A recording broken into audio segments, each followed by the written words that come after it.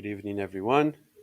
Welcome to once again to our meetings on Monday nights.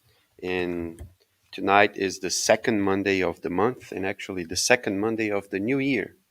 So happy New Year to everyone, to anyone that's listening and watching us on YouTube or Facebook as well. And as usual, every second week of each month, every second Monday, we have this meeting in English. And tonight we're going to have um, Mariana will be the main speaker of the night. Mariana will be here with us. Will talk to us about a message of the book Our Daily Bread. Message, if I'm not wrong, 137, correct? Good. And right after that, I'll be back to talk to you and to chat about items 16, 17, and 18 of the book, The Gospel According to Spiritism, chapter number 10, which talks about indulgence. So before we start, let's do our initial prayer. Do you want to come, Chris, do the initial prayer? Okay, next reincarnation. Okay, I'll take a note. All right. So let's do our prayer with our hearts full of joy, thinking about our dear friend Jesus, our master, our guide, our brother, the one that's always with us, and ask him for protection for this evening where we are cold on the exterior of the building, but very warm within our hearts and within our minds, because his love is the greatest love of all, and that we all share it so that we can together be willing and hoping for more happiness for all of us, not only because he gives to us, but also because by learning from his teachings, from his example, from the gospel that he left for us, that we may follow him and be better people. So, Jesus, thank you for your blessings. Thank you for being with us all the time.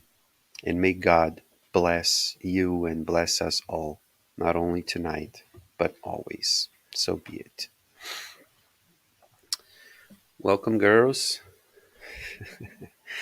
So let's invite Mariana. She will say what she's going to do here, and I'll be back right after that.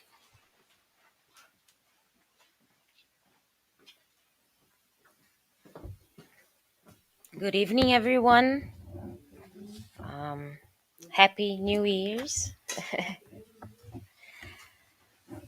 Tonight, we're going to read from the book Our Daily Bread, written by Francisco Cândido Xavier, by the Spirit of Emmanuel. We're doing chapter 137, and the title is Enemies. But love your enemies. And this was said by Jesus, and it's written in Luke 6:35. This affirmation made by the Divine Master merits meditation everywhere. Logically, this recommendation referring to love your enemies requires a special analysis.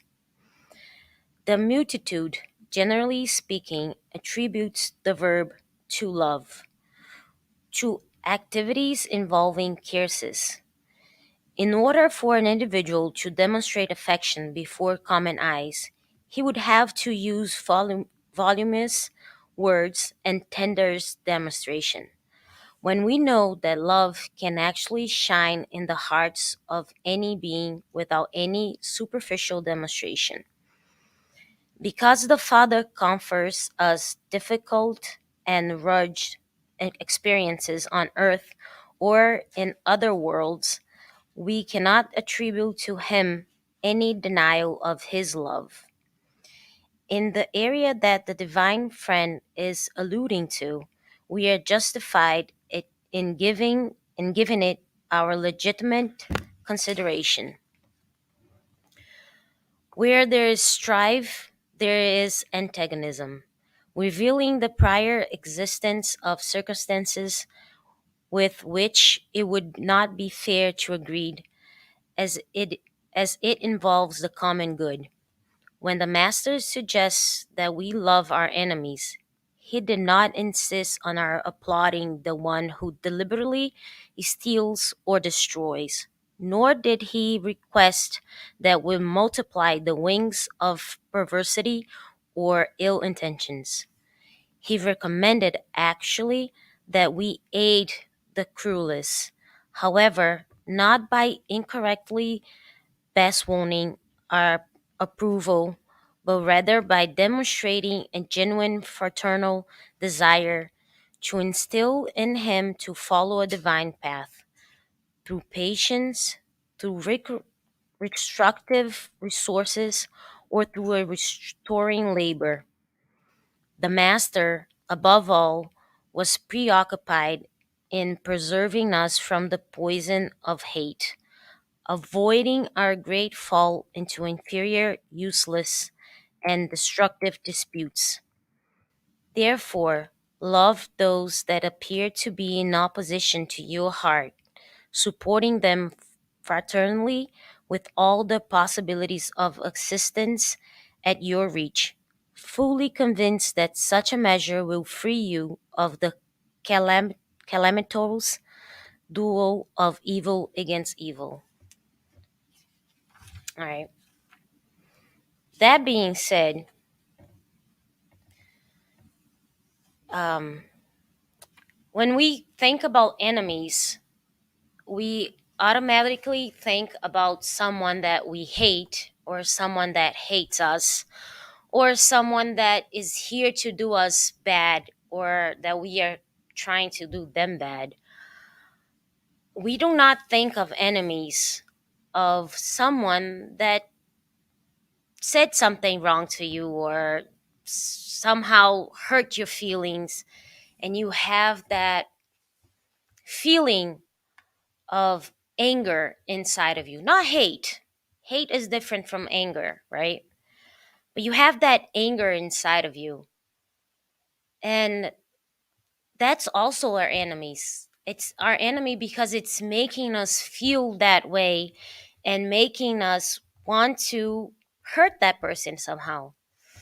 So, in this passage here, I think Emmanuel is trying to tell us that instead of hating that person, instead of throwing all that anger through that person, why don't we just try to teach that person something else? Why don't we pray for that person? Why don't we pray for ourselves to encourage ourselves not to have those feelings, not to look at that person as an enemy, but look at that person as someone who needs help. We're all here because we need help.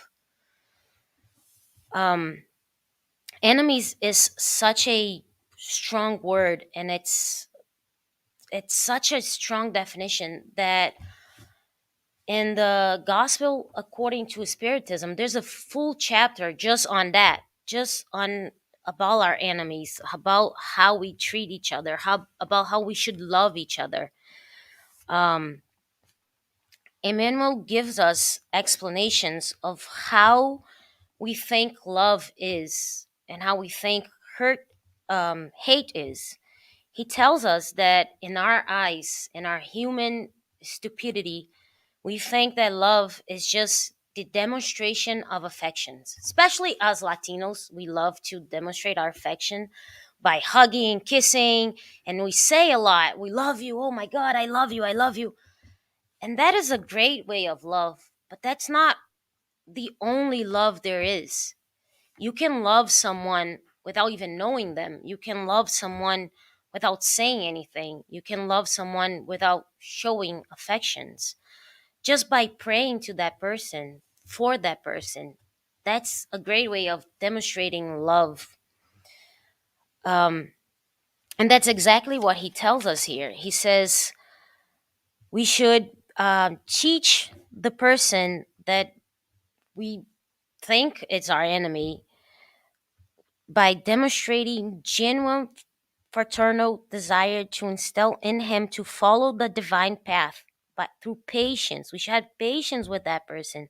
We should try to rebuild whatever it is that that person lost. Sometimes we don't see the how bad that person could be dealing with something in his life, that something is really hurting that person. That might be the reason why that person is hurting you.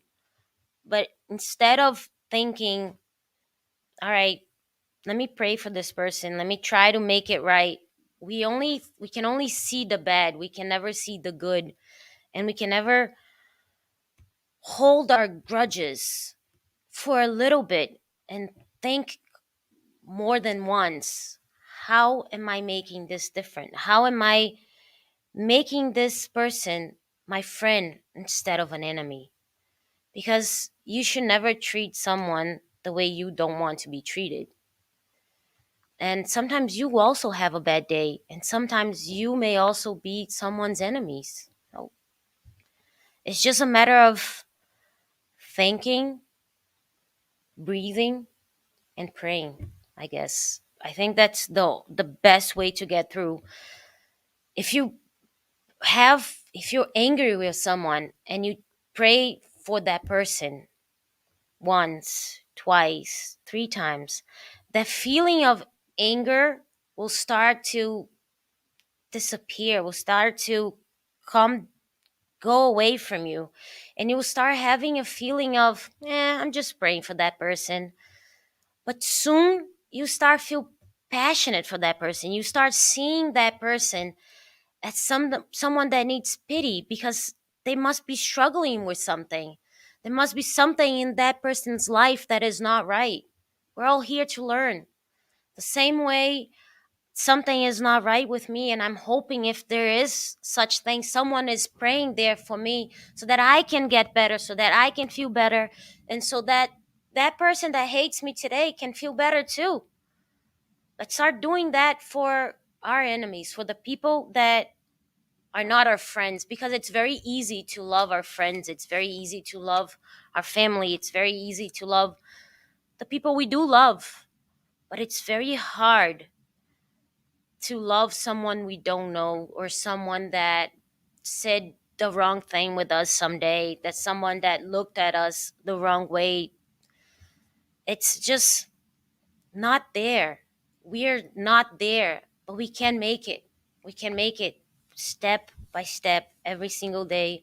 And we can start doing that by giving a little prayer, a little one. It doesn't have to be something big.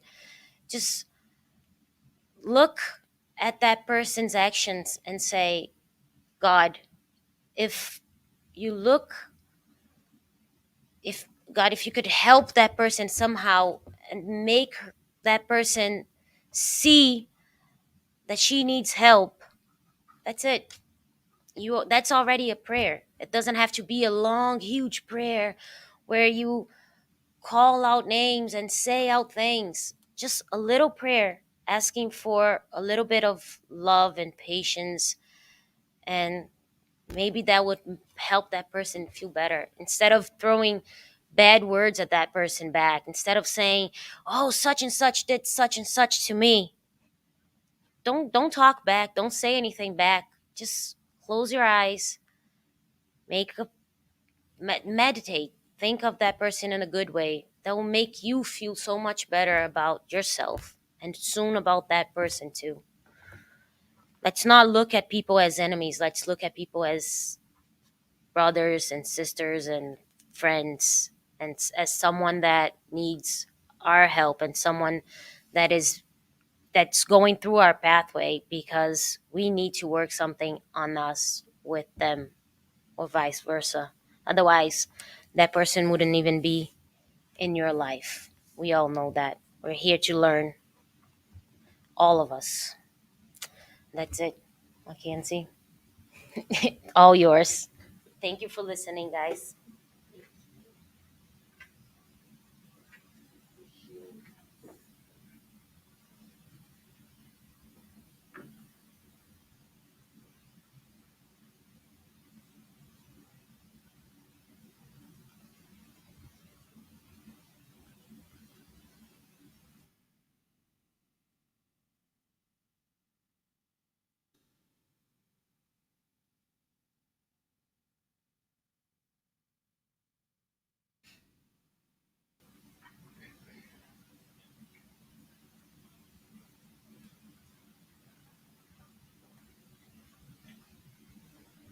So I'm back. So it is. Thank you, Mariana. It's tonight. We're gonna end up. I'm not talking about the same thing, but we're gonna maybe touch in a few things that you touched. If you don't mind, can I have the book there? So it will be interesting to make some connections. Um, but love your enemies. That's what Mariana just said here from Luke. Jesus talking in Luke on his gospel wrote this sentence. But love your enemies. Tonight we're like I said in the beginning, we're going to talk about the gospel according to Spiritism, which this is one of the covers, and we are on chapter number 10, which is entitled "Blessed are the merciful," or the ones who forgive. And we're talking about chapter items 16, 17, and 18, which in the book is the title of this passage is called Indulgence. And since indulgence is, although the word is very close to the word in Portuguese, maybe we understand it, but indulgence, it's in the English language. Um, it's not, at least in where I live and talk to people, it's not a word that we hear quite frequently, and um, it has different meanings, different connotations depending on what you're saying. People use the word indulgence or the verb to indulge in a different way here. So when they say, "Oh, indulge yourself," for example, what they're saying is um, use it as much as you want. So, oh, I indulged myself with this cake that I got. I indulged myself on this brigadeiro. I indulge yourself, so take as much as you want. It's more or less in that sense that you use the verb to indulge. However, in the idea of or in Christianity in general, and even in religion, there are two main meanings of indulgences or of indulgence, which also one of them is not what we're going to talk about. So I'm sorry, digressing a little bit, but I think it's important uh, for us to at least think a little bit about it. And since we are also recording this, it's important that it's registered so we can go back to it later if we want to. So in the in Christianity in general, or historic Christianity Cath- uh, the Catholic Church, when you went to talk to a priest in the past, and you committed a sin, you made a mistake. So historically, some priests, some churches would sell indulgences. So they will sell you your forgiveness, and then so you'd buy something to get something back. And those things are called indulgences. So we're selling indulgences. We usually like to say or say it more frequently that let's buy a piece of the heaven. So you're buying a piece of heaven. You buy this, for the afterlife. So that was an indulgence in general. However, indulgence also means that when you look at someone that is making a mistake,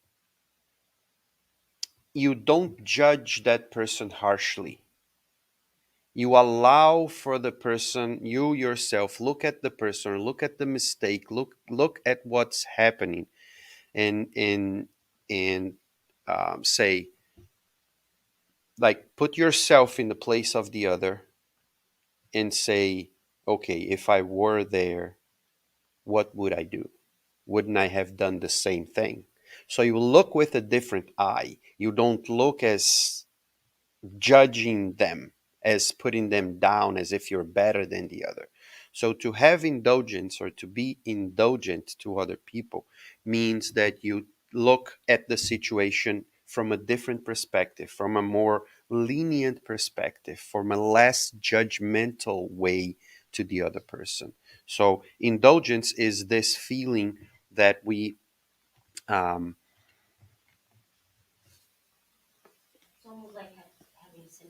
yeah, similar to that. I'm going to read it. I'm going to read what this first or this these three items, 16, 17, and 18, is. There are three messages from three different spirits that Kardec puts here. This we are actually in the part of the gospel of each chapter, which it's called instructions of the spirits, which were messages that some of the mediums with whom Kardec worked, they received messages from the spirits, and then Kardec chose a few messages and put here to explain the gospel, to explain some items from the Gospels. And these three messages, this first one is simply from a spirit that was called Joseph. That was his name, Joseph. It's just a regular name, and he was a protector spirit. So he was one of the spirits of, say, Christiani.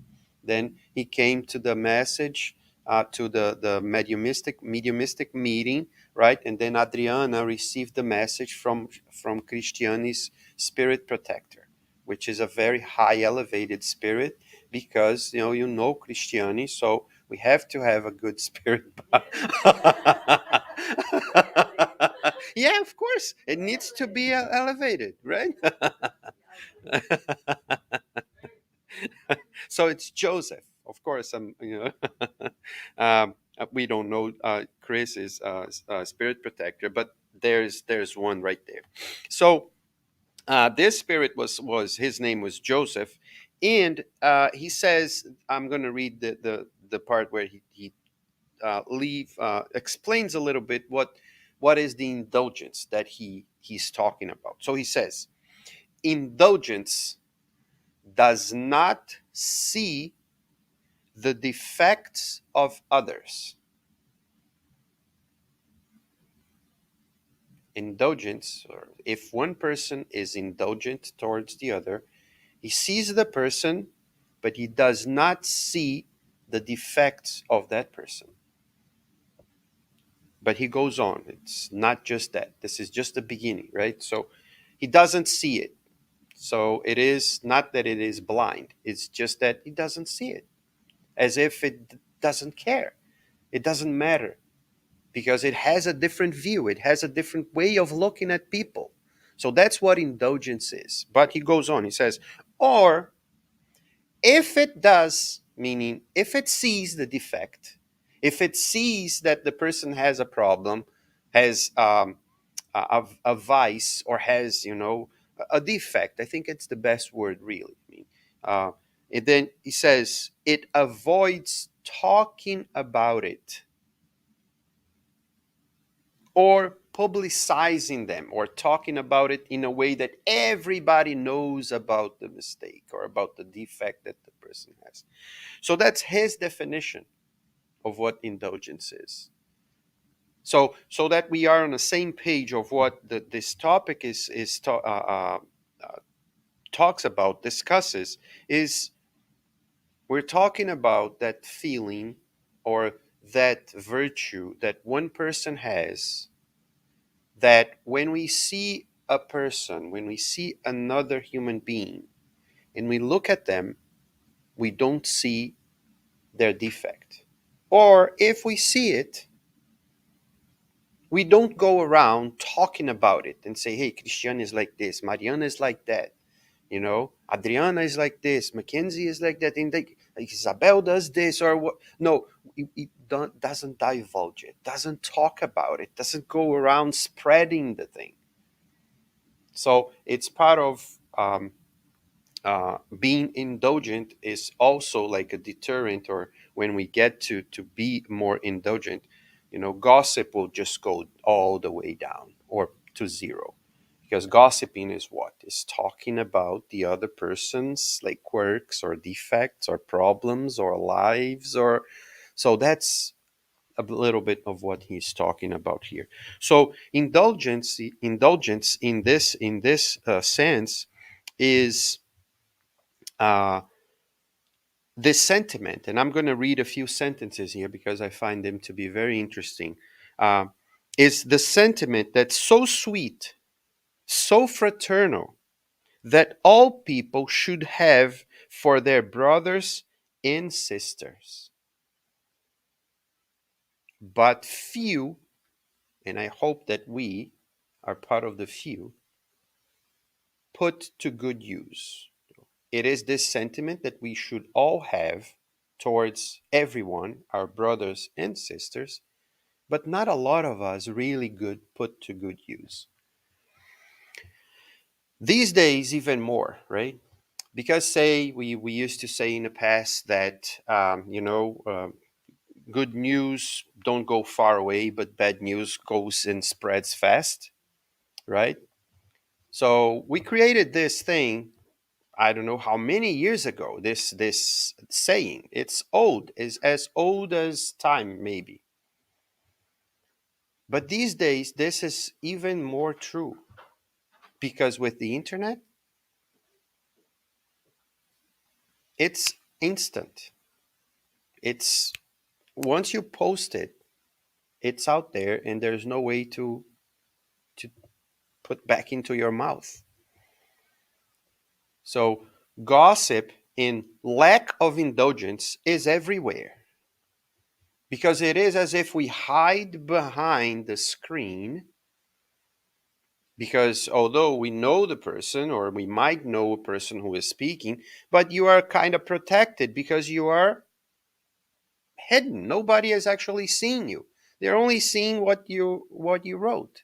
So it is as if we kind of feel safe in doing it. So we tend to speak up, and speak out, and say whatever we want. And in some of these say whatever you want, say whatever we want, we might not be very indulgent towards the mistakes, the defects of other people. Since we are sometimes, let's say we are two, four, six, seven people here, right? More plus the ones that I'm not seeing, plus Joseph, right?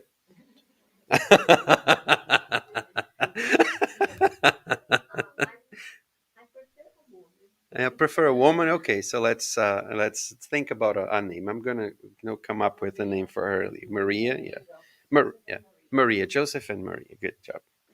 So and Maria. So say we are on the same group, and we are on the same like WhatsApp group or Facebook group, and then we know each other, we know we're going to see each other, so we try to not to make comments because they will know, and I'll see the other person, right? This is usually a very good deterrent for us to think about what we should say.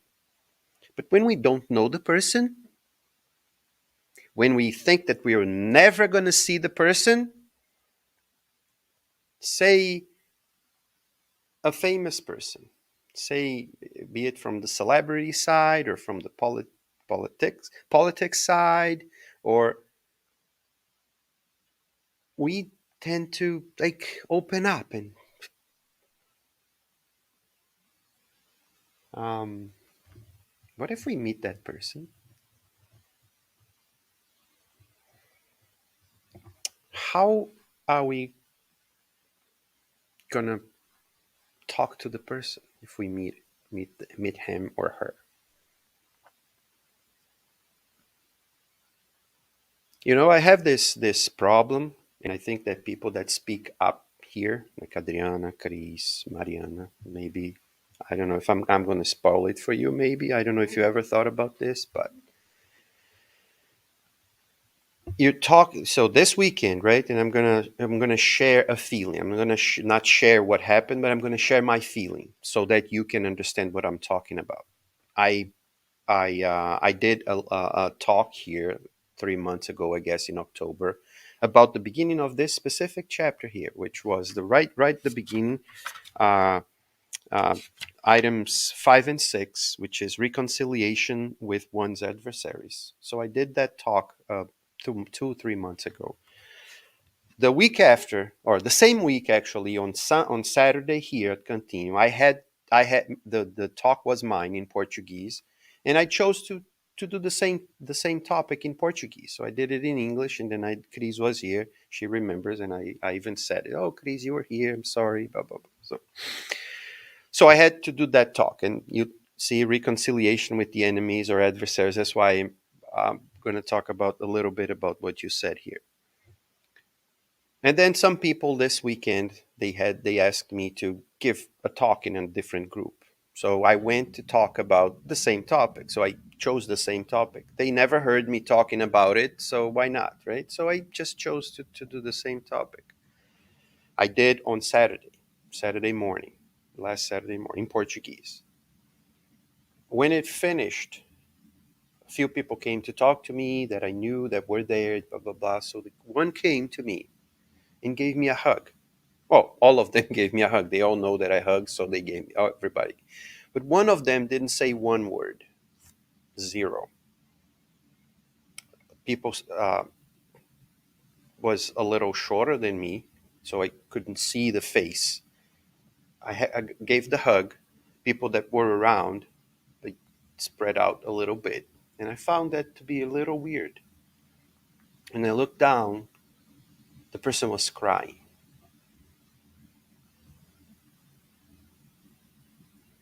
Didn't say a word. Looked at me, I looked down because I'm taller. Not that I'm looking down at the person. I'm just, what can I do, right? I would have to be like this. So I look down, and the person is crying, and I teared up my eyes a little bit too, and kissed the head, and then didn't say a word, moved away. And then another person came, started talking to me. I started talking to the other person. They moved away, and then another person came and then spoke. Then it disappeared. What do I want to say about spoil and about being indulgent, or what? Why am I giving this example? It's because once you know a problem of one person, once you know that the person has a specific issue, and you're up here talking about that issue, and you see that person, my feeling sometimes, not all the times, because I try to get away from it, because it can limit your talk, limit what you want to say, because the person will think that I'm talking to you. You're going to think that I'm talking to you, because like we sometimes say, and Chris says this, used to say this a lot. Oh, it looks like that lecture was for me. Because when we sit there and we are listening to something that relates to how I feel, it feels sometimes that the person is talking to us. And if you know the person, this makes it even worse, because the person will actually think that you're talking to her or to him. And this is, it can, like, what should I say? And then it makes our mind goes in a little in so many directions. What you're gonna say? So I was very glad that I didn't see that specific person while I was talking. I didn't even know that the person was there. So maybe the person was not even sitting. Maybe the person was around because I didn't see the person. But if I knew, I don't know if I would have said what I said, because you know the problem. So what are you going to say? Because if you say something when the person is not there, you just say it. But then you get the and I was not saying anything outrageous. I'm talking about what Jesus is saying. I'm not saying because I am this. I'm saying because I'm reading and I'm interpreting. But when we are talking to other people and we are not using indulgence and we just say it, when we hide behind the screen, when we hide behind something that I'm writing, but then I'm going to see the person, we have to think about how we're going to say it. Should we say it? What should I say it? That's what indulgence is all about. I have to start to learn not to say it necessarily, but at least how to say it, when to say it, if we even should say it. And if we say it, it should be to that person, not to everybody else. That person, which I'm probably seeing the problem, I can talk to her. I can talk to him. I can talk to my friend, my colleague. I come and say, hey, this is causing a problem. But if I start thinking about that problem that the person has, so let's say the person, talk about what we're talking. Say the person has a problem of not being indulgent, of talking about problems of other people to everybody else, right? And then I'm going to talk to that person to say something to him or to her. How should I approach it? How should I get to that person and say something about it? First, I have to be very, not everybody will do it, which is okay, and that's, I think that's what I would not talk about it. But if we have the opportunity of saying something, I think that the first thing, and we see this in these three items, which I usually do recommend, but I'm always going to recommend the reading of the items, because I mean what I say here is just part of what is here. I don't talk about everything, because if I go into every detail, there will be no time. That's right. That's why we take such a long time to study the gospel according to Spiritism, because every person that comes here, they're going to like more this side, so they're going to talk a little bit about this, and other one about another side. So uh, if I if I'm going to talk to someone about a problem or about a defect that the person has for whatever reason, even because Mariana came to me and asked me, "Oh, Mackenzie, what do you think about this?" Then I might say something, or in whatever case it is, the case where I'm going to talk to someone about it. The first thing that we need to think about, according to some of these good spirits here, and I also believe this, is to, in the beginning of this chapter, there's a message that, which we already talked about here as well in the past few months, which is, why do we see the speck or the little piece of wood inside the eye of the other, but we don't see the big stick in our own eye? Why do we see such a small detail on the other person's clothing, but we don't see the big, like, spot of ink that's on our own? It's because we see more outside than we see more on the inside. So, if I'm going to talk about a problem that the other one's having, how do I know that I don't have that same problem?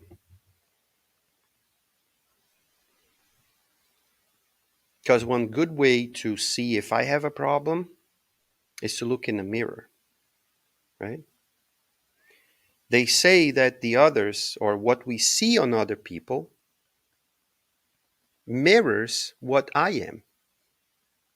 So if I'm seeing a problem in Cristiani, if I'm seeing a problem in Mariana, probably I'm not looking at their problem.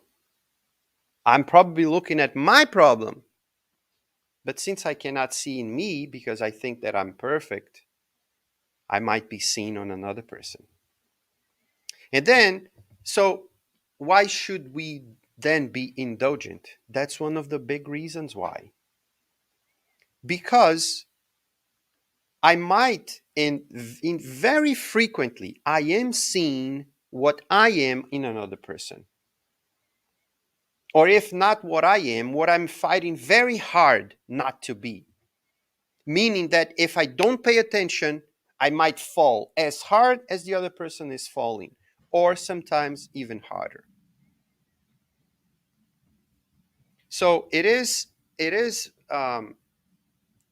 very important, very, very important that we are aware of our own pride, our own um, selfishness, in that our point of view, it's exactly what it is. It's our point of view. It's not the truth's point of view. It's our point of view, which is completely different. But when we are seeing or when we are saying something, usually we take that thing as the pure truth.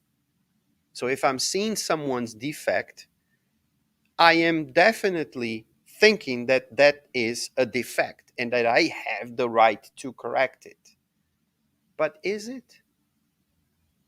There's a, on the other message here, no, the same message, he says, Joseph says,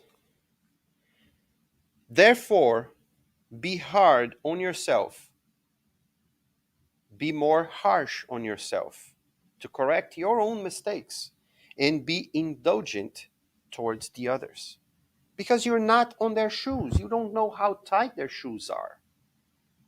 We don't know how, Mariana said this here, we don't know what's going on the other person's lives. We don't know why the person is acting the way the person is acting. We have no idea. We have zero idea, zero idea. We might think that we know, but we have no idea. We have no idea how hard it is for any one of us to be here tonight. We have no idea. We have zero idea. So why are we judging? Why don't we think about, okay, why aren't we kinder? Why don't we have more kindness towards the other person? That's maybe a similar word to like sympathy, kindness, indulgence. It's like right there.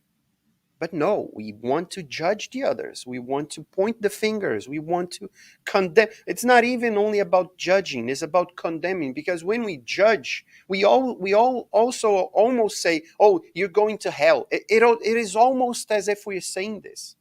Because once we judge, it's done. There's no chance that it's not what I'm saying. So we take ourselves, in our opinion, as if it's the top of the top of the top, the most correct opinion of all the times. Feeling superior, exactly. It is as if we are superior to the other person. And is it? Are we really superior to the other person? No.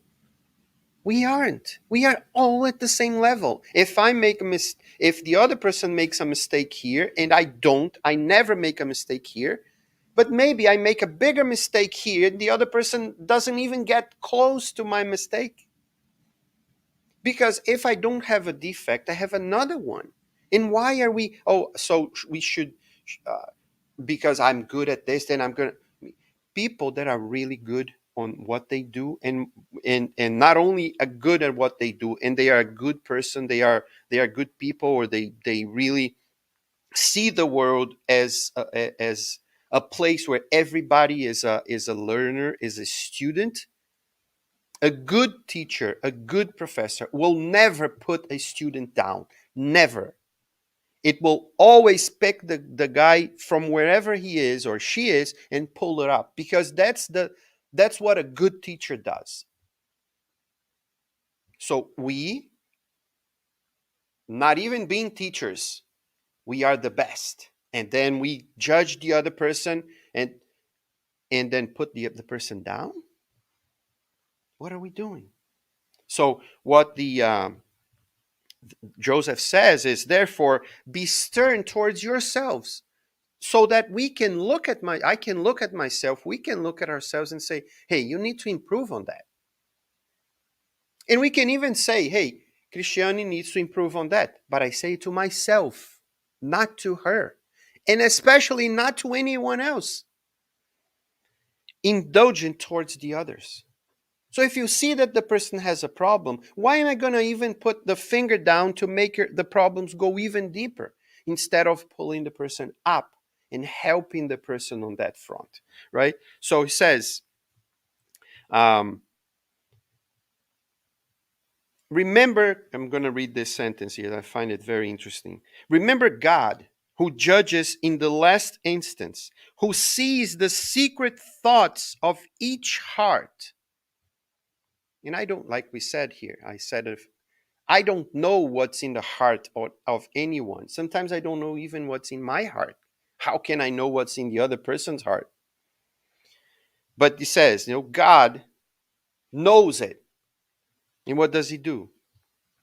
Frequently forgives the wrongs that you condemn. Because we see it as a wrong, we see it as a defect.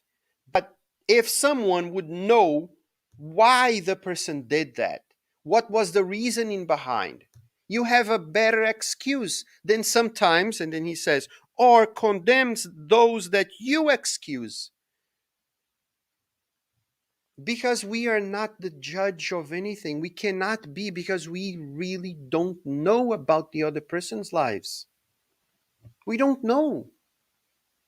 But we keep telling ourselves or thinking about ourselves, like Mariana just said, as if we are better, as if we are higher, if we know more, as if. So we need to lower a little bit more. We need to, just, hey, just tone it down, tone it a little bit down, instead of like frequently and forcefully and all the time, like having those glasses of judgmental eyes all the time, all the time, all the time. And it takes an effort. If we have been doing this for a while, it takes an effort to not to do it.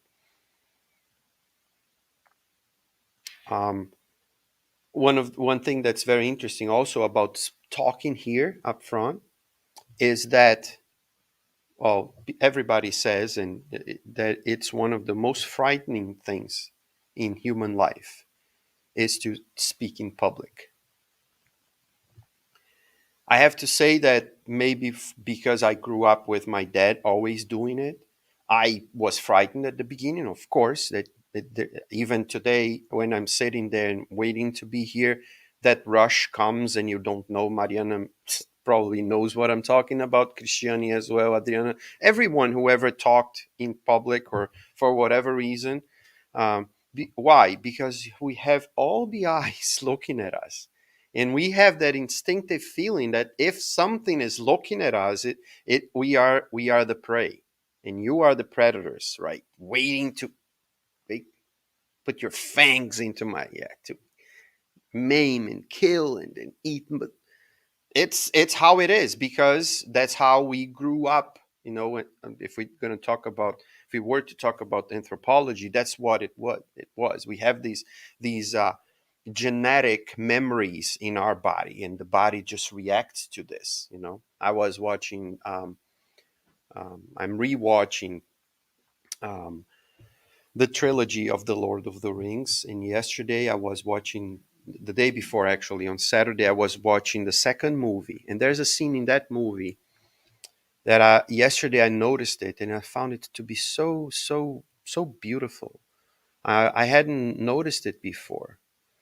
Um, this horse is very very wild. His owner died, and the horse, no one can get to the horse. The horse is really wild. No one can tame the horse, and the horse is fighting. And then one of the main characters come to the horse, Arathorn.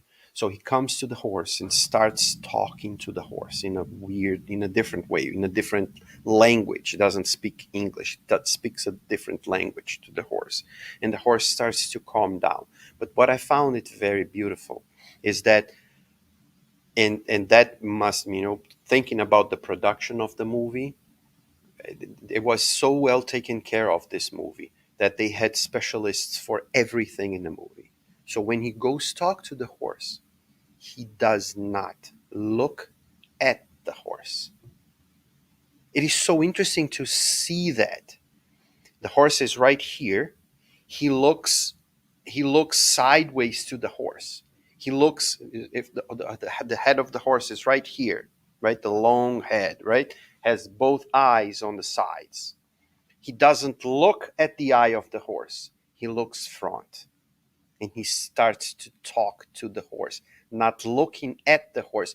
Because when you look at the horse or when you look at an animal, it will, especially an animal like a horse that is never the predator, it will feel the eyes or see the eyes and will feel as if you want to attack him. That's how why we have that same feeling when we are up here. And once we get comfortable, because we know that you're here to listen, you're not here to compete, you're not here to be aggressive, you're here to be together. So then we relax, and that usually happen after like 5 minutes, 10 minutes, depend on how well we deal with it. um, when we are indulgent towards the others, when we want to be indulgent, it is as if we are looking sideways to the person. We know that there's a problem, but why am I going to attack the person? Why am I going to look down at the person if I can be together with the person and help the person so that the person can help me? Because that's what happened with the horse. He helped the horse, helped everybody else around, so the horse can help everybody else.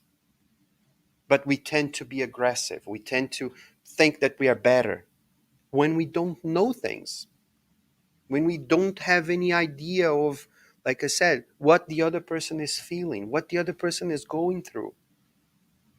And sometimes we think one thing, and then when we go talk to the person, then we know what was going on. And then all of a sudden said, oh, and here I was thinking about this, thinking that the person did this. How many times had this happened to us? But yet we still have a long way to go and understand these that we how much we still need to go on that front. And just to finish and wrap it up, I could, we could be talking a little bit more, or a lot more actually, about this about this the other messages, talk a little bit about the same idea. And I just want to ask you, because it's asked of us, and it's for us to think about. And I mean, maybe it's just a summary of everything that we talked in and I said. Um, all of you, this is the last message. It's a bishop of Nevers in Bordeaux, France. The name of the bishop is Dufetre. So he says, all of you, all of us, I am included, I'm reading, but it's all of us, right? All of you have a burden, something that we carry, it's heavy. All of you have a burden that is heavier or less heavy. Some people have it heavier, some people have it not as heavy, but which you must get rid of. At one point, we have to remove that burden from ourselves in order to rise, to scale, to go up to the peak of the mountain of progress. So he's creating this image that all of us, we are carrying loads, we are carrying defects, we are carrying problems. At one point, because we're all climbing the mountain of progress, we're going to have to get rid of it. We're going to have to get rid of it to make the trip easier. Then why, if we all go, every single one of us, go through the same problems, the same types of, not exactly the same problems, but the same types of situations, which will adapt to each one of us. Some of us have problems in this area, some of us have problem in those areas, the other area. Then why are we seeing everything that the other one is carrying but so blind to see the ones that you are carrying? That's the question he asks us. Why do we do that? Wouldn't it be much easier to unload mine and help the other to go through? But no, we want to make the other one probably heavier. So maybe that I win.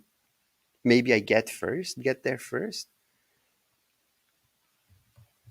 Like anything in the gospel, like anything that we need to learn, spiritually speaking, and not only spiritually speaking. I mean, if we need to learn a new trade, a new profession, a new something in our lives, it takes time. It takes exercise. It takes repetition. It's the same thing. If I think and if I want and if I notice that I need to be more indulgent towards others, it will not be the first day, it will not be the second day, it will not be the third day. But we have to start exercising more, putting ourselves in the other person's shoes. Oh, someone treated me badly and when I went to buy a coffee in Dunkin' Donuts. I'm not talking about Adriana. See, you remember what I was saying here about the knowing the person, that we're going to say something and then the person will be there, right? Adriana worked at a Dunkin' Donuts, and not talking about you, Adriana. So you go and then you go there and the person treats you badly, right? We all want to be treated nice anywhere we go. All, all of every one of us. Do we know how that person is on that day? Not saying that the person treating you badly is right. It's not about being right or being wrong. It's about how much kindness can we give back? How much lighter can I make their lives instead of making it even harder than what it already is?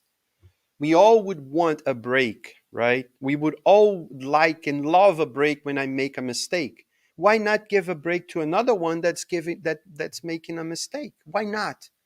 But no, we want what we want, the time we want, the way we want, and then the other person is wrong, and then bam. And then we start like talking about, oh, that Dunkin' Donuts where Adriana worked. Oh my God. You know what I mean? Or don't go there. You have that person. And then we start like talking, and this is not being indulgent. That's basically what we are talking about here tonight. So I hope that with these, jokes and everything, we can to lighten it up.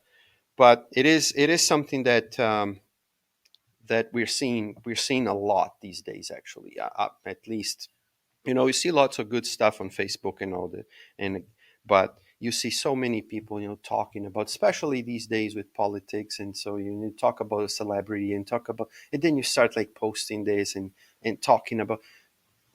We all know why keep piling up. You know what I mean? Why keep piling up? Not that I'm gonna start talking about good about something that it's not good, but why not stop a little bit or tone it a little down? It's up to us, because if we do that with that person, what are we doing inside our heads? How much worse it is inside our heads. And think about, the more we talk about evil, the more we talk about evil things, where are these evil things first coming from? Is it from the outside? No, it is from here. If I am the one saying it, where is it coming from? It's coming from inside. So it's making everything inside of me a little dirty. Why? It's our choice. It's our choice. So be indulgent. Let's be indulgent. And just to finish, I'm going to read one more thing from the Spirit's book so that we can finish. Question 886. It's in the Gospel according to Spiritism, but it's a footnote. It says, question 886. What is the true meaning of charity according to Jesus? When Jesus said the word charity, what did he want to say? Kardec asks the spirits.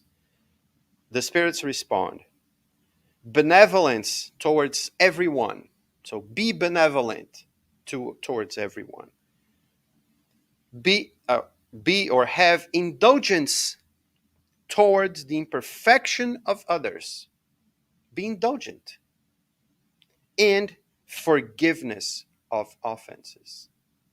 Benevolence, indulgence, forgiveness.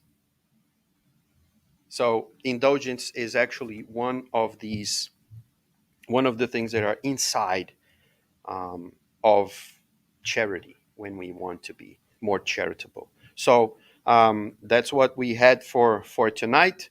Thank you for your patience, for your indulgence with me, and right now I'm gonna finish it up right there for to close our meeting online. We're gonna come back later, but we're gonna have the passes, and right after that I'll come back here and I'll do our final prayer. Or should I do it now? I should do it now, right? Yeah. So let's do our final prayer now, and then uh, I'm gonna just put the lights down a little bit, and then we're gonna have the passes at the end, and we'll finish it up. So I'd like to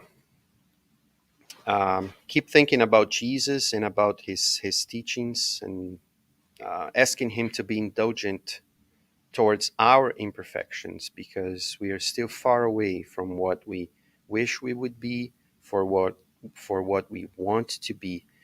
But ask him to be together with us, helping us on this journey, on this road towards a better life, towards being a perfect human being, towards the idea of loving one another more and more. So, Jesus, we praise you and we thank you for your patience with all of us. And we ask that this patience and this love be with us here, be with those who we think of, our families, our friends, the ones who surround us all the time.